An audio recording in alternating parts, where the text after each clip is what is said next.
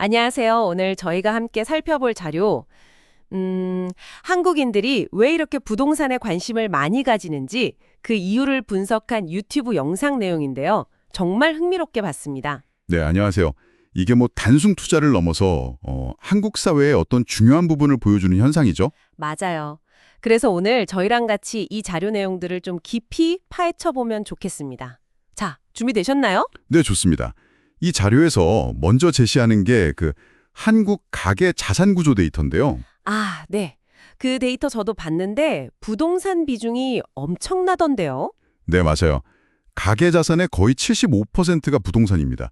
구체적으로 보면 주택이 한 51%, 그리고 다른 부동산이 23.6% 정도 되고요. 와, 합쳐서 75%. 그럼 금융자산은 정말 얼마 안 되는 거네요. 네, 한 24% 수준에 불과하죠. 이게 다른 나라랑 비교하면 차이가 확 드러나는데요. 그렇죠. 미국 같은 경우는 완전히 반대라고. 네, 미국은 금융자산이 71%예요. 비금융, 그러니까 부동산 같은 자산은 29% 정도고요. 일본은 비금융이 한 37%, 영국은 46% 수준입니다. 호주가 좀 높다고는 하던데 그래도 한국만큼은 아니죠. 네, 호주가 한 61% 되긴 하는데 한국처럼 이렇게 극단적이진 않아요. 이 데이터만 봐도 한국의 부동산 집중, 이 쏠림 현상이 얼마나 좀 심각한 수준인지 알 수 있죠. 게다가 그 부채 비율 이야기도 있었잖아요. 아, 네, 맞아요. 가계부채 비율. 이게 GDP 대비 거의 100%에 육박해서 세계적으로도 5손가락 안에 들 정도로 높습니다. 그래서 이제 금리가 변동하면 좀 취약할 수 있다, 이런 지적도 있고요. 정말 그렇겠네요. 그럼 도대체 왜 이렇게까지 부동산에 집중하는 걸까요? 자료에서 분석한 첫 번째 이유가 저는 좀 재밌었어요. 강력한 규제 때문이라고요. 네, 이게 참 역설적이죠. 보통 규제를 하면 좀 수요가 줄어야 할 것 같은데. 그렇죠. 하지 말라고 하면 안 해야 할 것 같은데? 근데 이제 뭐 LTV, DTI, DSR 같은 대출 규제나 아니면 다주택자 세금 무겁게 매기는 거, 또 예전 정부에서는 15억 넘는 아파트 대출 아예 막았잖아요. 네, 그랬었죠. 이런 강한 규제들이 오히려 저건 정말 귀한 돈가 보다. 나도 갖고 싶다. 이런 마음, 그러니까 희소성을 자극했다는 분석인 거죠. 실제로 그래서 가격이 올랐다고요? 네, 자료 보면 그 15억 대출 금지 후에 해당 아파트들 가격이 평균 26%나 급증했고요. 또 전세 안정시킨다고 만든 임대차 3법 있잖아요. 그거 이후엔 전세가가 막 폭등했죠. 아, 규제 지역으로 지정하면 오히려 여기가 투자할 곳 이렇게 알려주는 셈이 됐다는 거군요. 그렇죠. 토지거래 허가 구역 같은 것도 여긴 진짜 부자들만 들어가는 데구나 하는 인식을 더 강하게 만들었다는 거예요. 뭐랄까, 그 비싼 법인차 연두색 번호판처럼 규제가 오히려 선망의 대상이 돼버리는 그런 부작용이 있었다는 거죠. 규제 역설이네요, 정말. 그럼 두 번째 이유는 뭔가요? 인구 문제였던 것 같은데요? 네, 맞습니다. 수도권, 특히 서울로 사람이 너무 몰린다는 거죠. 이게 뭐 다들 아시는 얘기지만 수치로 보면 더 놀라워요. 전국 인구 절반, 거의 2,600만 명이 수도권에 살고요. 절반이요? 와. 그중에서도 서울에만 거의 1,000만 명 가까이, 한 94만 명이 삽니다.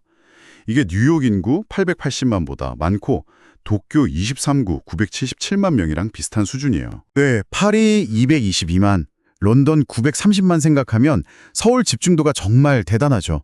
물론 뭐 지하철 잘 돼 있고 안전하고 살기 편하니까 사람들이 몰리는 건데 땅은 한정되어 있고요. 그렇죠. 땅은 좁은데 사람은 계속 오니까 수요가 몰릴 수밖에 없는 거죠. 특히 이 자료에서 또 짚는 게 서울 전체 가구가 한 400만 정도인데 그 절반인 200만 가구가 집이 없다는 거예요.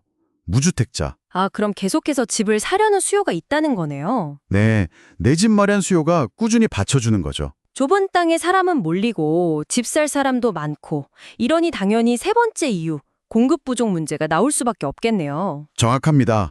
세 번째가 바로 주택 공급 부족 문제입니다. 전국적으로 보면 주택 보급률이 102% 정도 돼요. 100%는 넘죠. 근데 서울은 아니라고요. 네, 서울은 94%예요. 100%가 안 됩니다. 근데 이것도 뭐 고시원이나 옥탑방 같은 좀 열악한 주거 형태까지 다 포함했을 가능성이 높아서요. 실제로 살만한 양질의 주택은 더 부족할 수 있다는 거죠. 보통 안정적인 수준이 어느 정도라고 보나요? 전문가들은 보통 한 110%에서 115% 정도는 되어야 한다고 보는데 서울이나 수도권은 거기에 한참 못 미치는 상황입니다. 그리고 그 OECD 비교 데이터도 있잖아요. 아, 네. 인구 1000명당 주택 수요. 네, 거기서 한국이 34개국 중에 거의 꼴찌 수준이에요. 주택 소유율 자체도 한 51에서 53% 정도인데 이것도 선진국 평균 한 65%에 비하면 꽤 낮고요. 정말 수치로 보니까 공급 부족이 명확하네요. 그렇죠. 이런 데이터들이 다 집이 부족하구나 하는 인식을 강화시키니까 부동산 수요가 계속 이어지는 배경이 되는 겁니다. 자, 그럼 정책, 인구, 공급까지 봤는데 마지막 요인은 약간 심리적인 거였죠? 그 믿음에 대한 거요? 네, 네 번째가 바로 그 유명한 부동산 불패 신화, 그리고 반대로 금융시장에 대한 불신입니다. 부동산은 무조건 오른다, 뭐 이런 거요? 그렇죠. 자료 분석을 보면 지난 50년간 우리나라 땅값이 딱 3번 빼고는 계속 올랐어요. 그 3번이 92년 금융실명제 때 잠깐, 98년 외환위기 때, 그리고 2008년 금융위기 때. 이걸 제외하면 사실상 계속 상승한 거죠. 집값도 뭐 최근에 금리 때문에 좀 주춤하긴 했지만 네, 주춤했지만 핵심 지역들은 또 금방 회복하는 모습을 보였잖아요. 그러니까 역시 부동산은 안 망한다는 믿음이 더 강해지는 거죠. 반면에 금융 투자는 좀 믿음이 덜하다. 네. 아무래도 은행은 뭐 이자 장사한다는 인식도 있고 또 ELS 사태처럼 크게 손실 본 경험담이나 상품 잘못 팔았다, 불안전 판매는 뉴스 같은 게 계속 나오니까 금융상품 자체에 대한 불신이 좀 깊다는 분석입니다. 한쪽은 무조건 성공 신화, 다른 쪽은 못 믿겠다. 이 불균형이 결국 자산을 부동산으로 더 몰리게 만든다는 거군요. 바로 그겁니다. 이 불균형이 부동산 쏠림을 더 심화시키는 아주 중요한 요인이라는 거죠. 정리해보면 규제가 오히려 부추기는 역설, 또 서울로만 너무 몰리는 인구, 만성적인 공급 부족, 그리고 마지막으로 이 부동산 불패라는 강한 믿음과 금융시장에 대한 불신, 이 네 가지가 막 복합적으로 얽혀서 지금의 한국 부동산 시장을 만들었다는 거네요. 아, 오늘 분석 정말 흥미로웠습니다. 네, 맞습니다. 이게 단순히 뭐 투기 심리가 강했어 이렇게만 볼 게 아니라 이런 여러 구조적인 문제들 또 사회적인 인식 같은 것들이 다 얽혀 있다는 걸 보여주는 자료였죠. 정부가 자꾸 금융시장을 좀 활성화시켜서 자산 배분을 좀 균형 있게 하려고 노력하는 것도 다 이런 배경에서 이해할 수 있을 겁니다. 네. 오늘 이야기를 통해서 정말 여러 가지를 생각해 볼 수 있었던 것 같습니다. 자, 마지막으로요. 이 자료들을 쭉 보시면서 당신께서 한 번쯤 더 깊게 고민해 보실 만한 질문을 하나 던져드리고 싶습니다. 만약에요, 사람들이 금융시장을 지금보다 훨씬 더 신뢰하게 되고 또 주변에서 금융투자로 성공했다는 이야기가 정말 많아진다면 과연 한국 사회에 이렇게 깊게 뿌리내린 부동산 불패 신화가 정말로 흔들릴 수 있을까요? 한번 진지하게 생각해 보시면 좋겠습니다.